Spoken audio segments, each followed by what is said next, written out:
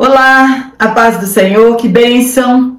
Chegamos à lição de número 10, daqui 3 lições, já estamos quase que encerrando o nosso trimestre e como temos aprendido. Para você que está aqui pela primeira vez, sou Jane Martins, professora de EBD, sejam todos muito bem-vindos. E a você que está aqui semanalmente, meu muito obrigada pelo carinho, pelos comentários. Isso ajuda o YouTube a sugerir as minhas aulas para outras pessoas, porque nós professores, afinal de contas, precisamos de quanto mais subsídios, muito melhor para levar uma aula com excelência para a nossa classe.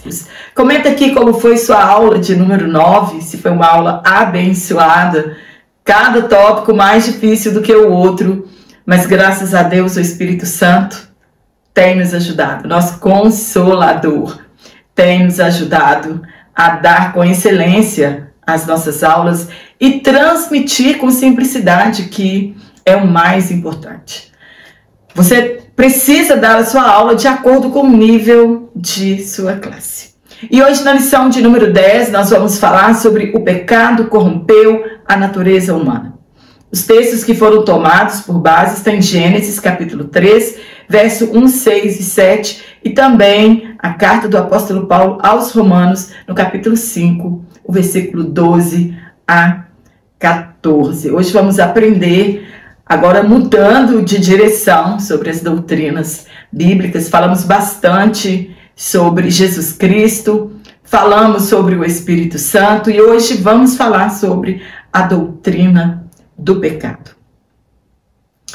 Você está levando realmente a sério as coisas que Deus te disse acerca da salvação, do pecado, da justiça, do juízo, da justificação, da santidade, da redenção? É mesmo que você está levando a sério? Pois é, foi exatamente isso. A pergunta que a antiga serpente fez a Eva no jardim do Éden. Infelizmente, ela concordou, usou as mesmas estratégias do diabo, omitindo e acrescentando palavras ao que realmente Deus havia falado a Adão. E este lhe transmitiu as ordens de Deus. Eva ouviu de Adão o que Deus havia dito a ele a respeito da restrição da árvore do conhecimento do bem e do mal. E o não tocareis foi acréscimo de Eva. Eva estava sozinha, indefesa, não conseguiu se desvencilhar das artimanhas do maligno. Acredito que não era a primeira vez que Eva estava rondando aquela árvore proibida e com fruto tão desejoso. Não cedemos à tentação na primeira vez que somos tentados. O pecado vai sendo gerado em nós até passarmos a acreditar que o pecado é uma ilusão, que vale mais a pena viver nossos desejos do que algo que ainda não temos. O casal tinha o livre-arbítrio em escolher entre obedecer a Deus ou não, e escolheram a rebelião. Eva não estranhou uma serpente falar no jardim.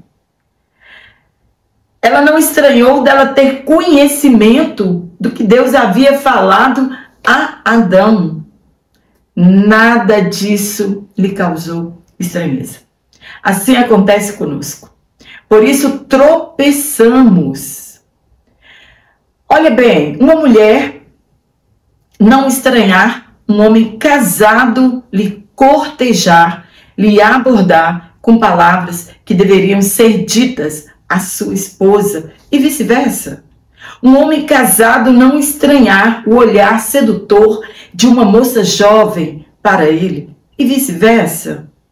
Quando desejamos o pecado, não estranhamos as circunstâncias. Foi assim com Eva. Para muitos, é melhor acreditar que o pecado não existe, é coisa da cabeça dos fanáticos religiosos. Preferem acreditar que o pecado é relativo e que no final das contas, na hora H, Deus perdoará a todos e todos irão para o céu. Outros nem acreditam em pecado e que tudo acaba aqui mesmo. Você pode ser e fazer o que você quiser, porque afinal de contas é somente aqui que existe. Acreditam que Deus é uma invenção de homens e o importante é você ser feliz. Se Deus é invencionice, por que odeiam tanto aos cristãos? Por que querem proibir as escrituras sagradas? Por que blasfemam do nome de Jesus? Acreditam que, fazendo assim, apagarão de suas mentes que o pecado é uma realidade e que ele começou no Éden. Na verdade, o pecado teve início no céu, com a rebelião de Satanás em querer ser igual a Deus. E tentou Eva para fazer o mesmo. E lá no céu ele imaginou que ele ia travar uma batalha contra Deus. Ele convenceu a terça parte de anjos celestiais a apoiarem a sua ideia. Imagina o poder de persuasão que ele tem. E você aí, criticando Eva por ter acreditado nas artimanhas dele. Ele tentou convencer Jesus a desistir da cruz. O pecado é uma realidade. Pecado é errar o alvo. É um atentado contra a santidade de Deus, pois fomos criados à imagem e semelhança de Deus, conforme a sua santidade e perfeição. O pecado distorceu essa imagem e ela perpassou até os nossos dias e cresceu um movimento dentro da igreja que querem negar a realidade do pecado. Ouvimos assim, entre aspas, para mim isso não é pecado. Não acho que seja tanto assim. E que existe pessoas que Deus exige mais santidade dela do que de outras pessoas. E não a mim. Ou o chamado de algumas pessoas, ou o chamado de algumas denominações, elas dizem assim, entre aspas, venham e fique como você está. Sinta-se à vontade. Há solução para o pecado. Jesus é o caminho e o arrependimento. Este é o começo do processo de salvação. Precisamos conhecer a base doutrinária sobre o pecado para não sermos enganados pelos falsificadores da palavra. A falta de conhecimento gera problemas doutrinários que geram graves problemas na vida cristã. Como Eva, muitos preferem acreditar nas mentiras do diabo do que nas verdades bíblicas. Jesus diz que ele é o pai da mentira. Quando queremos questionar a palavra de Deus, estamos abertos para crermos nas mentiras de Satanás. Quantos estão alterando a palavra de Deus em benefício próprio e arrastando dezenas de pessoas à escuridão? Querem desconstruir a gravidade do pecado, que a queda é uma fábula e que nossa fé foi construída sobre mentira e que Jesus sofreu e morreu desnecessariamente. O pecado é uma realidade e precisamos de Jesus para nos safar da condenação eterna. Erramos por não conhecer as Escrituras Sagradas e o poder de Deus. Vamos aprender nessa lição a refutar, à luz da Bíblia, as principais crenças inadequadas do pecado, sua origem e a dimensão do pecado na humanidade. No primeiro tópico, nós vamos falar sobre a doutrina bíblica do pecado e sua extensão. No primeiro ponto, o autor do pecado. Gênesis 3, verso 1 e 2. Um jardim fechado e criado em perfeição. Ali se encontrava um casal criado à imagem e semelhança de Deus. Deus, ao colocar Adão ali e dar-lhe uma adjutora, deu-lhes liberdade para fazerem e usufruírem de tudo no jardim, exceto da árvore do conhecimento do bem e do mal. Se comessem do fruto, certamente morreriam. Eva foi a primeira vítima da serpente, além dos anjos, que conseguiu convencer a se rebelarem contra Deus. Expulso do céu, entrou no jardim, no corpo de uma serpente e enganou Eva. Ele é o diabo, o Satanás, a antiga serpente, que foi lançado na terra, juntamente com seus anjos, que deram origem aos demônios. Ele é o maioral dos demônios, o príncipe deles, por intermédio de quem os fariseus acreditavam que Jesus expulsava os demônios, Beelzebul. Ele é descrito em Ezequiel como um querubim ungido, perfeito em sabedoria e formosura, e que se rebelou contra Deus. Alguns estão presos em cadeias eternas, aguardando o tempo do fim. Assim, o pecado não teve sua origem lá no Éden, mas no céu, em um tempo da eternidade que desconhecemos. Foi algo que ele desejou no seu coração. Foi dominado pelo sentimento do orgulho. Não imaginamos o que o levou a pensar que poderia sair vitorioso. E o que ele usou? Quais foram a sua palavra, né? O que ele usou ali, os seus artifícios que ele usou para convencer tantos anjos a segui-lo. A terça parte. No ponto 2, entre aspas, foram abertos os olhos de ambos. O desejo era ser igual a Deus. Foi essa a proposta que o diabo fez para Eva. Não, vocês não vão morrer, mas vocês serão como Deus. E hoje a humanidade está seguindo esse mesmo conselho, querendo ser como Deus. O que levou Adão a comer do fruto, mesmo sabendo estar desobedecendo a Deus, e escolheu o risco de morrer, nunca saberemos.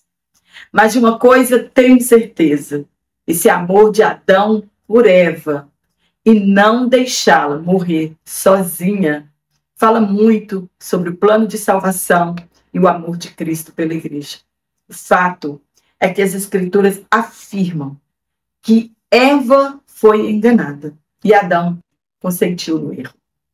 O sim de Adão a Eva introduziu o pecado no mundo. Morreram no mesmo momento. Não era morte física, e sim espiritual. E nessa ocasião, Deus proveu o escape para a humanidade. Foram os primeiros a ouvirem a mensagem de salvação, de falar acerca da vinda do Redentor, conhecida como proto-evangelho. O pecado trouxe consequências terríveis ao casal, à serpente e à terra, e também para toda a sua posteridade. O pecado do casal foi a desobediência. Queriam ser como Deus e, por causa disso, o pecado entrou no mundo e com ele a morte. A morte é o salário do pecado. E todos foram destituídos da glória de Deus, porque todos pecaram. Conhecemos esse desastre como a queda da humanidade. No ponto 3, consequência da queda no Éden. Como foi feita a transmissão do pecado à posteridade de Adão? Isso a Bíblia não informa, mas afirma sua realidade. O pecado entrou no mundo por um homem, e pelo pecado a morte, e a morte passou a todos os homens. Por isso, todos pecaram. Ao serem expulsos do Éden, perderam o acesso à árvore da vida e não viveriam mais eternamente. E como eles, todos teriam o mesmo destino. Quem ensinou a Caim a inveja ou como tirar a vida do seu irmão? Se foram ensinados a serem adoradores de Deus e ofereceram sacrifícios a Ele. O pecado, às vezes, é por exemplos. Vêm fazer, mas eles não tinham assistido esse tipo de exemplo. Mas, em muitos casos, é a natureza humana perversa que carrega em si a pecaminosidade. É o pensamento mais coerente sobre a transmissão hereditária do pecado. Paulo escreveu que trouxemos a imagem do homem terreno, Adão, e que na eternidade teremos a imagem do homem celestial, Jesus. No ponto 4, a extensão do pecado. O pecado se estende a todas as pessoas. O único santo é Jesus, que veio como homem na terra e não pecou. Todos, incluindo Maria, Pedro, Tiago, João Batista, Elias, todos, homens e mulheres de Deus, herdaram a natureza pecaminosa de Adão.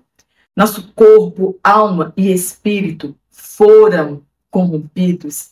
Mesmo Cristo estando em nós, nosso corpo está morto por causa do pecado. O nosso intelecto e a nossa vontade, o povo não compreende a gravidade do pecado e a necessidade de voltarmos a Deus. Estamos com o nosso intelecto e a nossa vontade corrompidos. A nossa consciência e a razão, muitos já se corromperam e têm suas mentes cauterizadas acerca do pecado. A extensão do pecado está em todo o nosso corpo, dos pés à cabeça, dentro e fora. Ninguém pode dizer que não peca ou que seja tão santo que não peque. A extensão é diferente da intensidade. Isso fala de quanto ou do quanto nos entregamos ao pecado e somos dominados por ele. Entretanto, somos todos pecadores. Uns mais do que os outros e outros menos.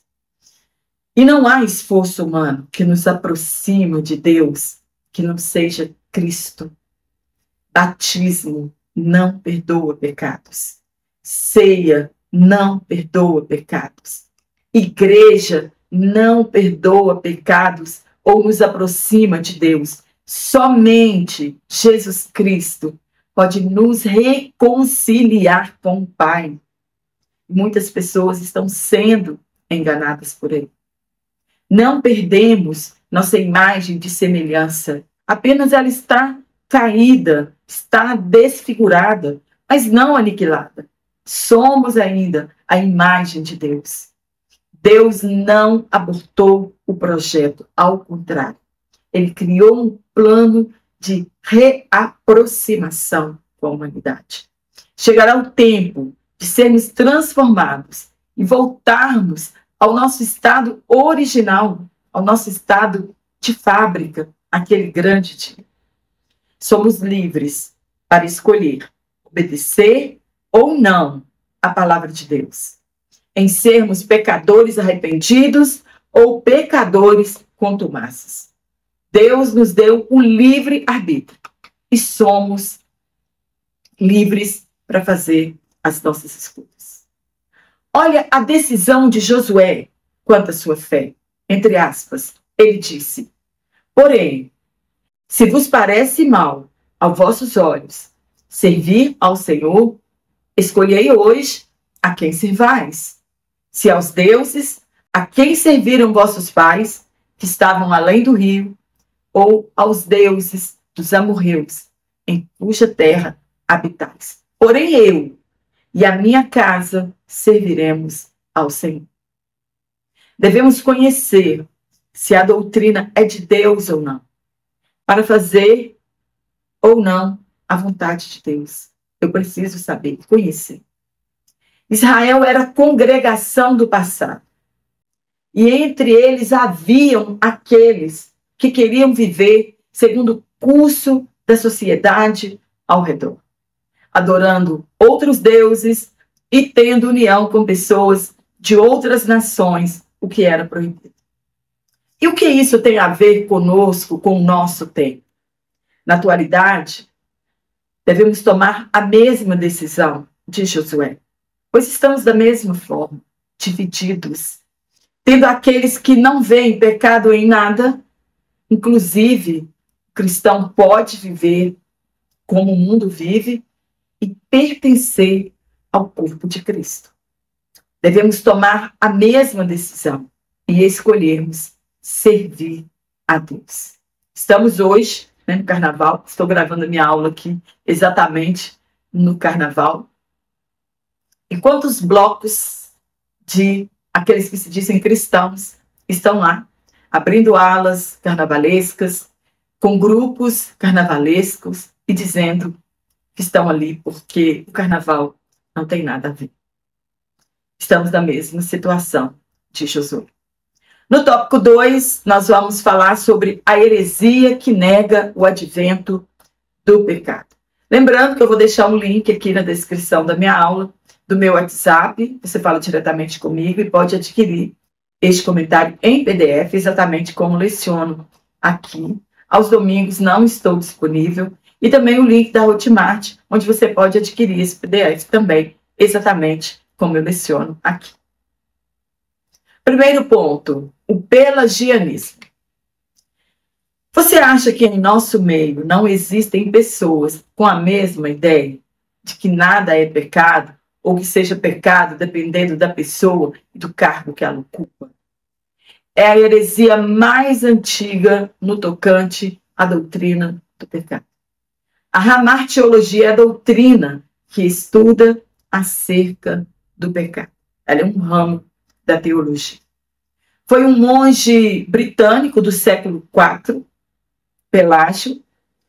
Ele minimizava a eficácia da graça divina e afirmava que a liberdade humana nada sofreu em consequência do pecado de Adão. Ele negava a corrupção do gênero humano e também negava o pecado original. Era contemporâneo de Agostinho de Hipona. Agostinho era bispo e é considerado o maior teólogo da igreja primitiva. Ele foi um sistematizador das doutrinas bíblicas, deixou mais de 600 obras. Letra A. O conteúdo doutrinário. Como tudo começa com ideias, e suas ideias não foram consideradas heréticas, porque parecia tratar de um assunto ético e não teológico. Não foi ele que desencadeou a controvérsia, e sim Celestio, jurista romano de origem britânica, um dos principais porta-vozes das ideias pelagianas. Ele afirmava que a vontade humana é livre e cada um é responsável por suas decisões. Ouvimos alguns que se dizem teólogos dizerem: se Deus nos deu o livre-arbítrio, Ele não pode nos condenar por nossas escolhas. Senão, não é livre-arbítrio, e sim imposição divina. O pelagianismo foi condenado no concílio de Éfeso ou de Cartago em 431 d.C. Contra essa ideia surgiu o maior intelecto depois de Paulo, Agostinho, e ele combateu duramente essa heresia. Letra B. Qual foi a resposta bíblica? Agostinho sustentava que Adão representa toda a raça humana e que no pecado de Adão todos os homens pecaram e são pecadores e todo gênero humano é considerado culpado. Agostinho também defendeu que ninguém pode aceitar a salvação sozinho, por sua escolha, mas pela vontade de Deus. E é quem escolhe quem deve ser salvo. Ninguém é perfeito, e isso ficou valendo como norma ortodoxa até o ano de 1600, lá na Holanda. Então, nessa época, Armínio se levantou, contrariando esse pensamento de Agostinho, que ele não acreditava na eleição, mas ele acreditava que os salvos, né, era salvo uma vez, salvo para sempre, e era Deus que escolhia as pessoas que iam herdar os céus. E no século XVIII, com João Wesley, é que a igreja se afastou deste sistema doutrinário agostiniano. Mas ele sim defendeu o advento do pecado. Para Pelágio, o homem podia viver isento do pecado, que a queda não afetou a imagem e semelhança do homem com Deus. Que a morte não é o salário do pecado, como escreveu Paulo, e sim uma companheira do homem. Que independentemente de Adão pecar ou não, ele teria morrido. Que o pecado original é uma impossibilidade, porque o pecado depende de uma ação voluntária do homem, que ele peca se quiser. E que por meio de uma vida digna, o homem pode atingir o céu, mesmo desconhecendo o Evangelho. O sacrifício de Jesus não é necessário, na visão dele, que basta bom comportamento e pronto. E hoje encontramos pessoas que acreditam nesta mesma verdade, alegando que não roubam, não matam, são bonzinhos, que eles merecem o céu.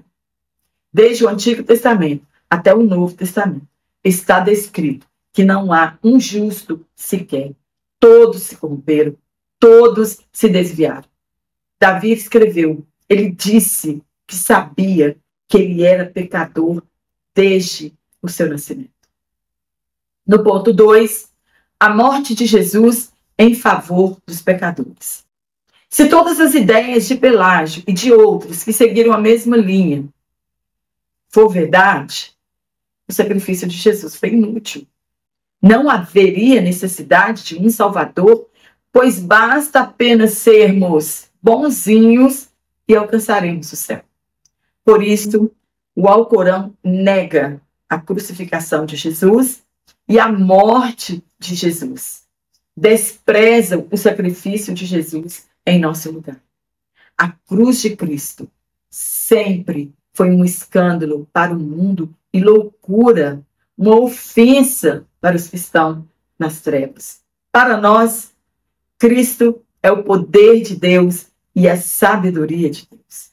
O homem busca conhecimento moral e discernimento ético, partindo de sua própria mente e desejos, e não da palavra de Deus. E isso está acontecendo em muitas de nossas igrejas locais.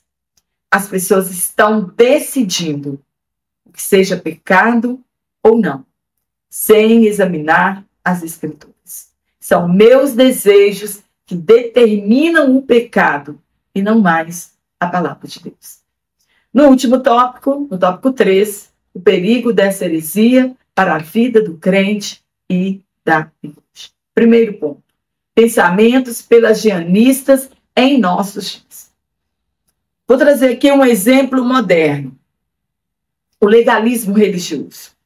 Certos grupos ou denominações, muitas vezes com uma visão conservadora, podem enfatizar tanto as práticas religiosas externas, como orações, jejuns e observância de normas morais, que a salvação acaba sendo vista como um prêmio para o cumprimento dessas normas, em vez de ser uma resposta à graça de Deus.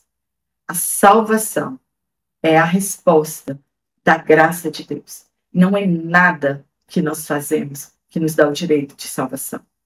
Embora a moralidade seja importante, ela nunca pode substituir a obra redentora de Cristo. Teorias de prosperidade e de sucesso são ideias também pelagianas. Certos pregadores e líderes religiosos especialmente em igrejas evangélicas e neopentecostais, promovem a ideia de que salvação ou bênçãos espirituais podem ser conquistadas por meio de um esforço pessoal, como fé, orações e, entre aspas, semear dinheiro. Tais ideias se assemelham ao pelagianismo, pois deslocam a dependência da graça divina para um esforço pessoal e muitas vezes comercializam a salvação como algo que pode ser conquistado através de atos específicos ou comportamento correto.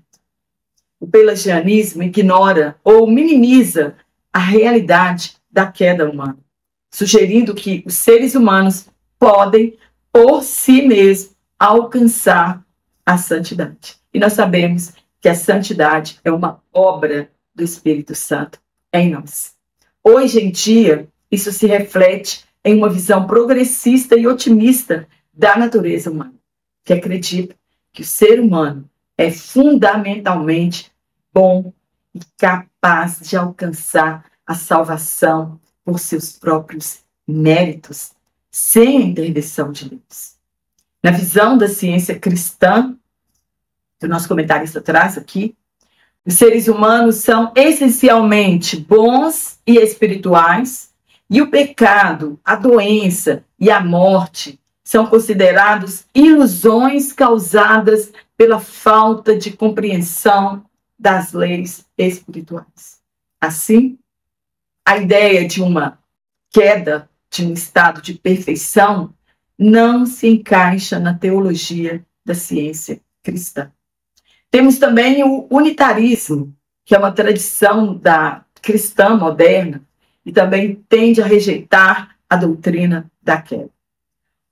Os unitários não veem o pecado original como uma realidade que afeta todos os seres humanos e muitas vezes rejeitam as explicações literais das Escrituras. O pecado é entendido mais como um erro moral ou um desvio ético, em vez de um evento cósmico de desobediência no Éden. E a crença muçulmana ensina que Adão e Eva se arrependeram de seu erro. Nós não entramos lá no texto Eva se arrependendo ou Adão se arrependeram. O que nós encontramos, eles se esconderam de Deus quando descobriram que estavam nus. Há omissão desse fato, então, no texto. Então, eles falam que eles se arrependeram do seu pecado e que todos os seres humanos nascem sem pecado original. Então, se eles arrependeram, pecado não seguiu, não foi transmitido à sua posteridade. E que cada pessoa é responsável por suas próprias ações e que a salvação é obtida por meio da fé em Deus, em Alá e em suas boas ações. Dentro do cristianismo, alguns grupos protestantes liberais ou teólogos progressistas também tendem a reinterpretar a história da queda de Adão e Eva. Para esses grupos, o pecado original pode ser entendido mais como uma metáfora para a tendência humana de errar ou fazer escolhas moralmente inadequadas, em vez de um evento histórico literal que afeta toda a humanidade. Em alguns casos, a queda é vista não como uma transgressão que introduziu o pecado no mundo, mas como uma maneira simbólica de refletir toda a falibilidade humana. Devemos conhecer bem a doutrina bíblica. Essas pessoas estão entre nós e de uma forma bem sutil. Elas tentam nos convencer de suas verdades heréticas. Precisamos saber e conhecer a doutrina do pecado e da queda para podermos evangelizar essas pessoas, pois Jesus morreu por elas também. É uma missão difícil, mas temos a ajuda do Espírito Santo. E ele nos ajudará no momento que precisamos falar, que é a palavra de Deus. No ponto 2, perigo. Jesus afirmou que erramos por não conhecer as Escrituras e o poder de Deus. Esse é o motivo que diversas pessoas são levadas por esses ventos de doutrinas, até mesmo pessoas que congregavam conosco. Não se atentam a essas doutrinas, as doutrinas destas seitas, e desconhecem o credo delas e o nosso credo, e vão iludidas pela facilidade das igrejas ou por serem enganadas quanto às doutrinas ortodoxas bíblicas. A ignorância tem levado milhares de pessoas ao erro doutrinário. Amém? Espero ter te ajudado com este comentário. Você tem uma excelente aula. Quero mandar um abraço para todos vocês. Não se esqueça de inscrever no meu canal, de curtir a minha aula. Isso ajuda muito a minha aula e ao meu canal a crescer também. Se você deixou de receber as minhas aulas semanalmente, desative os sininhos das notificações, conte até 10, ative outra vez e você continuará recebendo as minhas aulas. Que você tenha uma excelente semana, que o Espírito Santo continue nos ajudando e nos dando graça e sabedoria para cumprirmos com excelência o ministério pelo qual Ele nos chamou. E eu te aguardo aqui na nossa próxima aula, se Deus assim nos permitir então.